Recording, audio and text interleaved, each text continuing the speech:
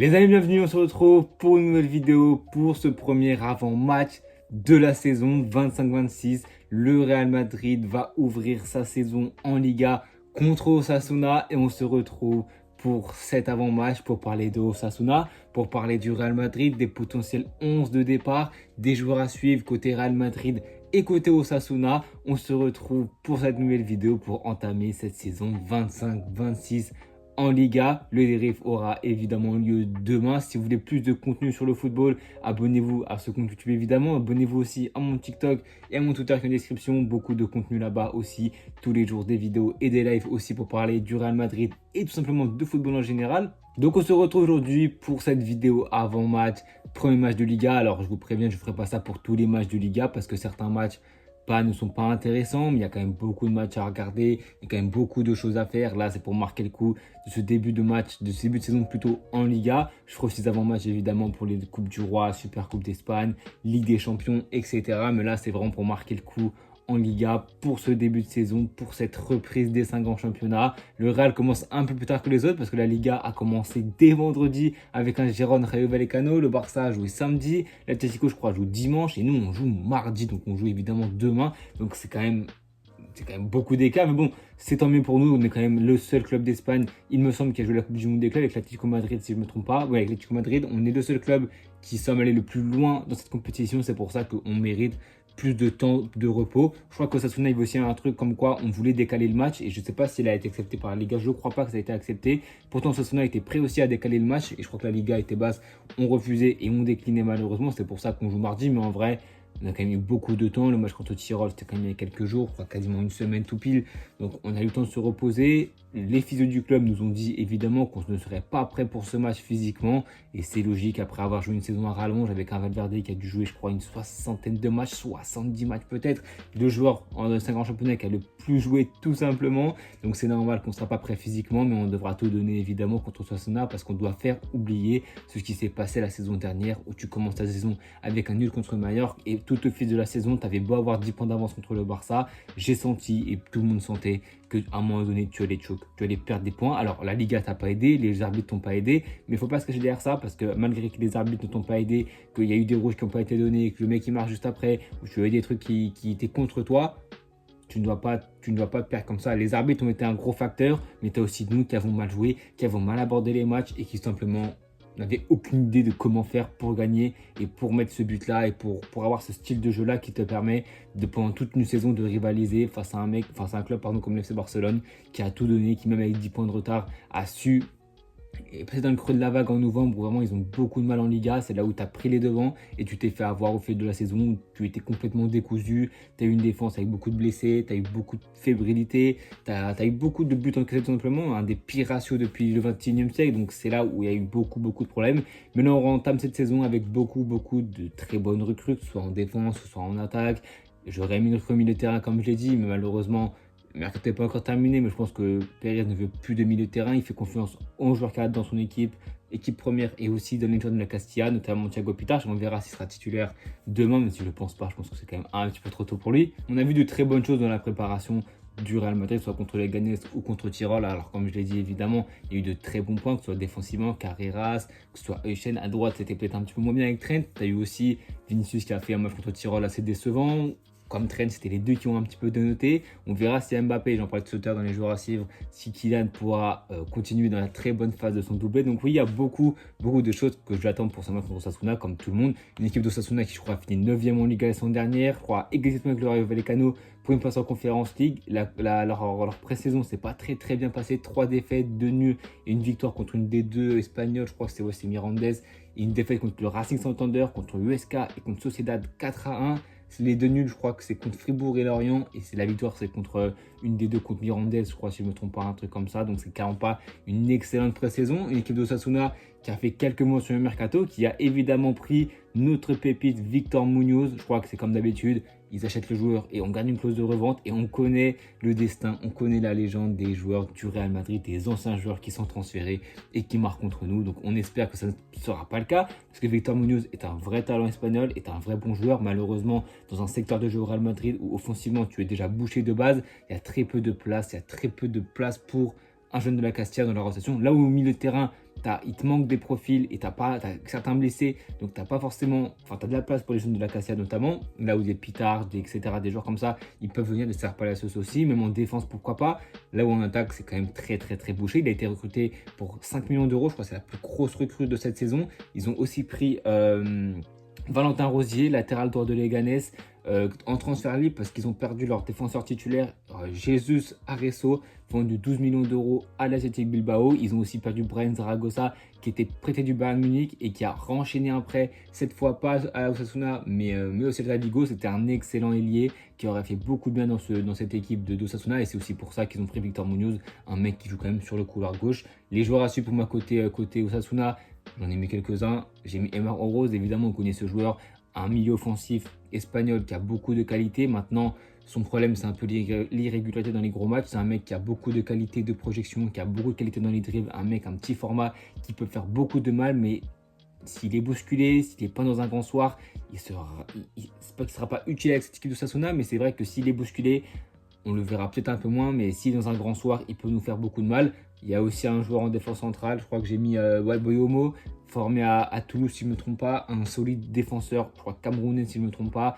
Il est arrivé la saison dernière, il nous fera beaucoup de mal si dans un grand soir lui aussi en défense. Je pense qu'on a quand même les capacités offensives de leur faire mal, que ce soit sur les côtés et en défense aussi, mais s'il fait un grand match, ça sera compliqué, pas pour nous, parce que je pense qu'on a quand même beaucoup plus de qualité offensive que de qualité défensive, mais si dans une bonne paire, dans un bon soir, il peut nous faire un peu de mal. Et évidemment, l'attaquant star de cette équipe, Ante Boudimir, après 21 buts cette saison, enfin plutôt la saison dernière, un attaquant qui est très compliqué à gérer, qui monopolise les centraux.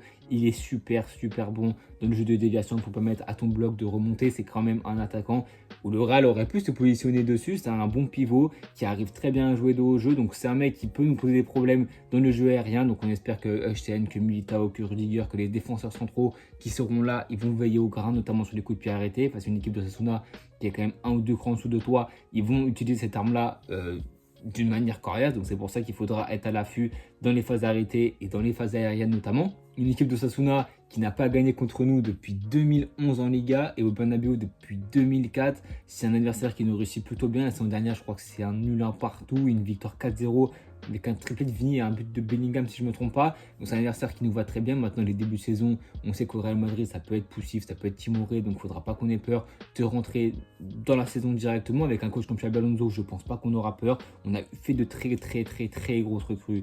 Carreras, Hutchinson, Massantonio qui était présenté récemment, Trent Alexander-Arnold aussi. Maintenant, il reste peut-être encore une recrue en défense, on ne sait jamais.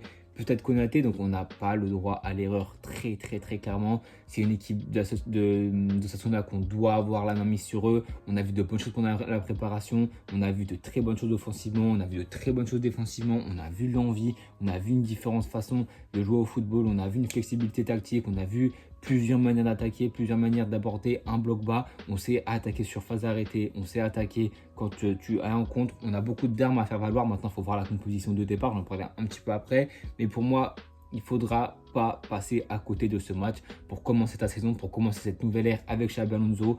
25-26, c'est le vrai début de ce nouveau Real Madrid-là, avec beaucoup plus de cohérence, avec un football beaucoup plus tactique, beaucoup plus dans l'air du temps. Et un coach comme Xabi Alonso, il faut lui laisser du temps évidemment. Je pense qu'on a vu à la Coupe du Monde des clubs une nette différence entre le football de Carlo et le football de Xabi. Imagine dans 3 mois, dans 4 mois, dans 5 mois, avec la répétition des efforts, on voit un entraînement acharné. On voit que les joueurs sont prêts à sacrifier. Évidemment, ils sont prêts à sacrifier les choses qu'il faut faire pour qu'on soit bon sur le terrain. Parce qu'à un moment donné, tu ne peux pas faire les divas, tu ne peux pas faire les stars. À un moment donné, il faut se sacrifier pour le copain. On a vu Mbappé et Vinicius faire les courses défensives. Est-ce que si ça rentre dans leur cerveau, est-ce que Vini pourra être redevenir ce joueur-là qu'on connaît? Ça, c'est des grosses questions, des grosses interrogations. Mais ça, c'est au fil de la saison qu'on pourra voir ça. Pour ce qui est des joueurs à suivre, pour moi, du Real Madrid, évidemment, il y en a un, Kylian Mbappé. Avec ce numéro 10-là, on sait qu'il a fait une très bonne pré-saison, que ce soit contre les Leganés, mais encore plus contre Tirol, où il a été très bon, où il a su dézonner, il a marqué 2 buts, une passe D, donc décisif, mais en plus sans ballon, avec ballon, très cohérent quand il décroche, quand il touche un relais, qui se met dans la profondeur, il comprend son rôle. Il a aussi un petit peu pressé, donc on sait que ça ne deviendra pas une bête de foire, enfin une bête du pressing du jour au lendemain, même je pense que ça ne deviendra jamais un Dembélé ou quoi que ce soit, mais ça peut être un mec quand même qui peut faire quelques courses pour aider le copain, et on espère que ça va continuer, et c'est clairement l'attaquant à suivre de ce Real Madrid dans ce match, mais aussi plus globalement dans la saison. Au milieu de terrain, si un homme à retenir, pour moi, c'est Arda Güler. Il sera titulaire, je pense. Après, je ferai les compos probables. Pour moi, il sera titulaire. Un milieu qui a beaucoup de qualité, qui est très complémentaire, qui a un rôle prépondérant dans cette équipe avec Xabi Alonso, qui lui donne la confiance, qui le met titulaire, qui lui donne beaucoup de responsabilités. Maintenant, ça sera à lui de prendre ses responsabilités dans les gros matchs. Un problème que j'ai vu vers lui, enfin que j'ai vu, que j'ai remarqué, c'est que dans les gros matchs, il a tendance peut-être à se cacher aussi. C'est aussi son style de jeu fin, raffiné, avec beaucoup de qualité technique. Donc s'il est un petit peu bousculé dans le contact physique, c'est assez compliqué pour lui. Donc c'est une faiblesse qu'il a. Il faudra qu'il s'étoffe. On a vu une transformation physique, donc on espère que ça va servir en Liga. Et en défense, évidemment, Dean Huijsen, notre central phare, notre central star, le mec qui te fait tout, qui t'attaque, qui défend, qui projette, qui joue pas le bien, qui a une belle qualité de passe, qui a une belle qualité pour casser les lignes, un mec qui a très bon offensivement. Donc oui, c'est un défenseur qui est solide dans les duels aussi. Défensivement, c'est peut-être pas une bête, mais c'est un mec qui est quand même assez solide. Maintenant, comme je dis, il y a une petite faiblesse que j'ai remarqué chez lui, c'est qu'il peut des fois se débarrasser d'un ballon un peu bête. Contre Tirol, ça n'a pas fait de dégâts parce que c'était une équipe qui était nulle, qui était faible en face, on va dire. Maintenant, Osasuna, si tu donnes des ballons bêtes comme ça, tu peux te faire punir et ça, c'est un truc qu'il faut améliorer évidemment. Maintenant, on verra, il aura qui en coéquipier, il aura qui avec lui, Militao ou Rudiger.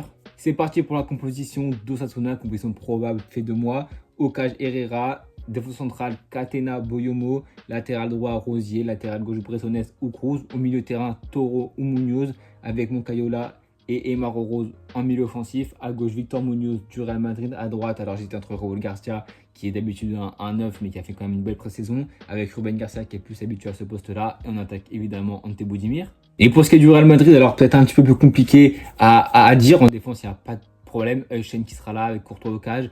Il sera accompagné de qui? La question c'est Militao ou Rudiger. On sait que Militao, on voit beaucoup Xabi Alonso, il a fait titulaire contre Tirol. Rudiger est un joueur qui revient de blessures, etc., avec son injection, etc. Donc est-ce qu'il pourrait être titulaire? En vrai, il y a une vraie place à gagner pour Militao et je pense honnêtement que Xabi va privilégier Militao pour l'entendre avec Huijsen, un défenseur qui peut se salir le short, qui peut tacler, qui est quand même un peu plus dur physiquement que Huijsen, et je pense que ça sera ce choix-là qui sera fait par Xabi Alonso. À gauche, Carreras évidemment, à droite, Trent. Au milieu de terrain, Tchouaméni évidemment dans ce rôle de premier relanceur, de rampe de lancement, de troisième central. On sait qu'il a la confiance absolue de Xabi Alonso, c'est son chouchou, et je pense qu'il sera titulaire indiscutable dans cette équipe. Au milieu de terrain, la question c'est Güler, il sera évidemment là. Maintenant c'est Ceballos. Santonio vient d'arriver, il a fait les entraînements. Alors, est-ce qu'il pourra être titulaire directement? Je pense pas, je pense même pas en rêve. Au fil de la saison, pourquoi pas, vu que Bellingham est blessé, mais je pense qu'à l'instant T, ce sera avec Güler. Et au milieu de terrain, c'est Ceballos. Et on attaque la question Vini, Mbappé, Brahim Diaz. La question, c'est est-ce que Rodrigo sera titulaire? Très compliqué, la Coupe du Monde des clubs, il a quasiment pas joué. Il a démarré titulaire une fois, ça s'est mal passé si je ne me trompe pas. Il a fait capitaine contre les Ganes, contre Tirol, je crois qu'il est rentré. Donc, il a mis un but, un très beau but avec une belle entente avec une belle entente avec Mbappé. Maintenant, moi, j'aimerais bien voir une attaque Rodrigo, Mbappé, Brahim Diaz, pourquoi pas. Rodrigo à gauche, sur son côté gauche, pour un peu concurrencer Vinicius, que Vinicius se réveille de sa saison qui n'est pas bonne, de cette Coupe du Monde de club qui n'est pas extraordinaire, et de ce match contre Tirol qui n'est pas bon. Je pense que ça sera un vrai signal de mettre Rodrigo à sa place titulaire pour le premier match de Liga, pour se dire à Vinicius que là, tu dois te raisonner, tu dois te réveiller parce que derrière toi ça pousse et t'es pas, malgré que j'adore, c'est mon joueur préféré, mais voilà, ta place n'est pas indiscutable dans l'équipe et malheureusement, si tu n'es pas bon, il y a des joueurs qui ont faim comme Rodrigo qui seront bons. Donc j'aimerais bien voir pourquoi pas Rodrigo à gauche, mais je pense que Xabi va mettre Vinicius à gauche, Mbappé et à droite Brahim Diaz, ou pourquoi pas Rodrigo, même si quand il a mis trop d'attaquants contre Paris, ça n'a pas forcément fait le taf, mais Paris était une équipe qui attaquait bien et qui pressait bien, qui avait une très très belle phase et qui avait des très très bons joueurs. Maintenant contre Osasuna, tu auras la maîtrise du ballon, encore plus avec Xabi Alonso, donc je pense que Xabi mettra trois attaquants, Vini, Mbappé et pourquoi pas Rodrigo. Mais je pense que si Diaz était titulaire contre Tirol, il pourra l'être contre Osasuna. Mais il y a quelques petites questions à se poser. Est-ce que Rodrigo, est-ce que Militao? Mais dans l'ensemble, la composition, on la connaît à peu près. Je pense qu'on va dominer cette équipe d'Osasuna. Le résultat, j'en sais rien honnêtement. On verra évidemment au fil de la rencontre, au fil du match. Mais c'est clair qu'une défaite serait très très très très très dommageable. Alors que ça dépend de la manière. Si tu joues bien, etc., c'est des bons signaux pour l'avenir. Mais évidemment, on espère les 3 points pour très mal démarrer cette saison. En tout cas, les amis, vous avez un commentaire de cet avant-match entre le Real Madrid et Osasuna. On se retrouve demain à 21h pour le débrief de ce pré-match de Liga.